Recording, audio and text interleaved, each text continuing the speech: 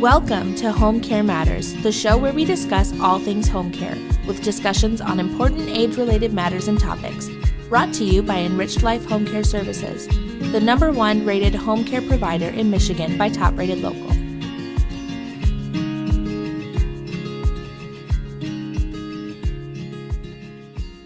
Hello, and welcome back to All Home Care Matters. If this is your first time visiting us here at the show, thank you for taking time out to be with us today.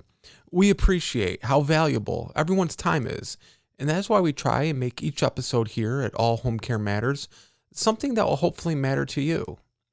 Today, we're going to be discussing a topic that is more common than not for families, and that's long-distance caregiving. Trying to maintain any relationship or obligation when you're doing it from a long distance is challenging enough. But when you're trying to care for a parent or a loved one long distance, the challenges are even more difficult. If you're living out of state or several hours away from a loved one who needs your care, you may already know the challenges that you have to face. Or maybe you're wondering what you can do to best help them and make sure they are cared for. One of the first things you want to do is understand the options that are available as a long-distance caregiver. If you have siblings or other family members that are a part of the loved one's life, ask if they are able to have a video conference and try to have as many of them join as possible. Or if it's practical, arrange to have an in-person meeting for everyone to be a part of.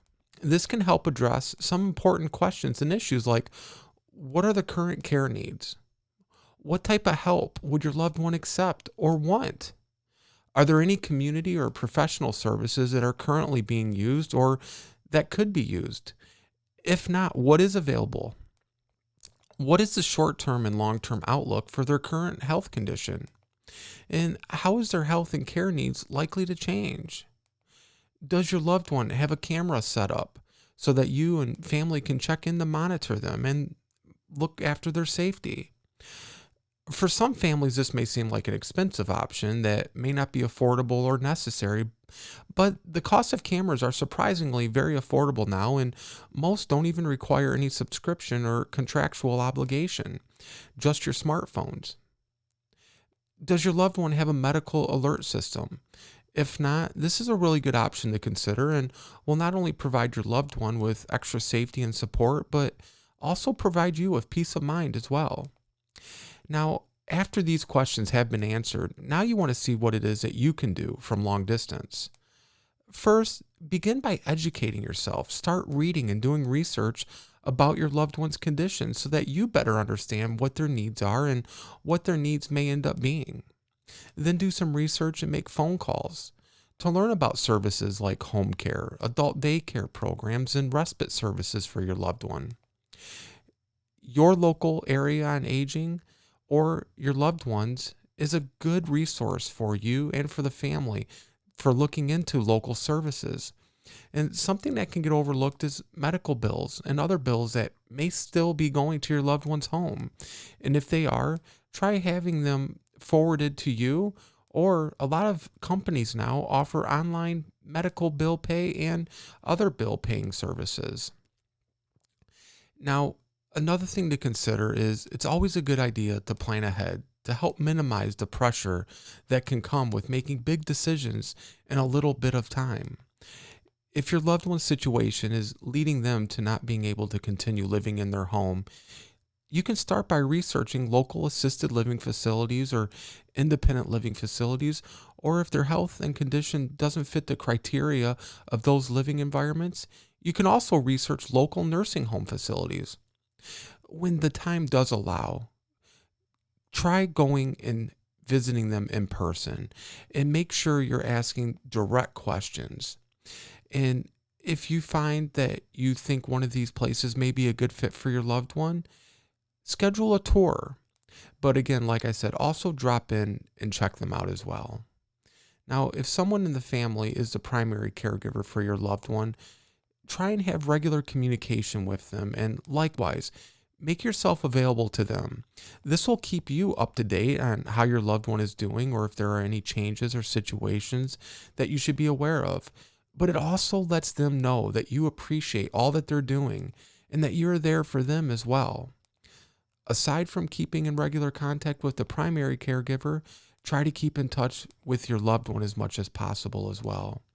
With technology that's available on smartphones now, you can send video messages with them, or you can FaceTime with them, and sometimes even sending a nice written letter by mail is nice too. It lets your loved one know that you care, and even though you may be far away, you're staying in touch with them on a regular basis, and you're only a phone call away. Many families are scattered all around, and a lot of families are in similar situations. It can be really difficult to visit in person as much as you would like to. But some of you may be still working or helping with your children still, or maybe even your own grandchildren. And with the distance, it makes it even that much harder to visit your loved one in person. But still, do your best to visit in person as much as possible when you're able. This will not only be a good thing for your loved one to see you and visit with you, but it will also be a really good thing for you too. Depending on your company, you can talk with your HR department about taking an unpaid leave under FMLA, the Federal Family Medical Leave Act, if you're working and concerned about taking the time off. When you are able to visit in person, you want to make the most of that visit. When you are able to schedule that visit, start planning for ways to make the most of it. Some of the things you want to consider when you're planning your trip is spending quality time with your loved one by doing enjoyable activities that aren't related to caregiving. The two of you could listen to some of their favorite music or go to a museum that interests them. Things that they enjoy doing but may not be able to do anymore.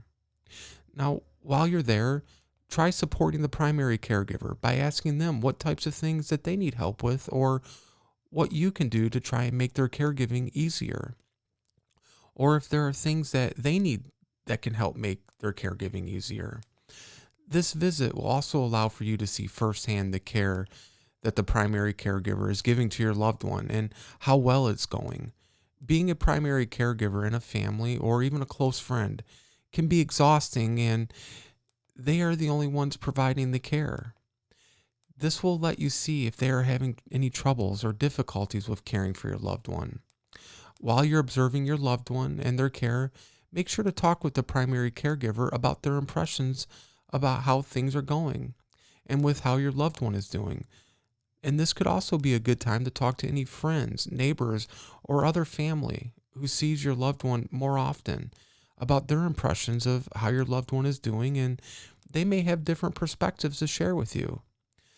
This trip may also be a time for you to see other family and friends in the area, but just remember that the main purpose of the trip is to see and spend time with your loved one. Oftentimes, family members who both live close by and live long distance away can both struggle with guilt. This is normal because we care and love our loved ones, and often our love for them can leave us feeling guilty that we aren't able to be there enough or that we feel we aren't doing enough for them.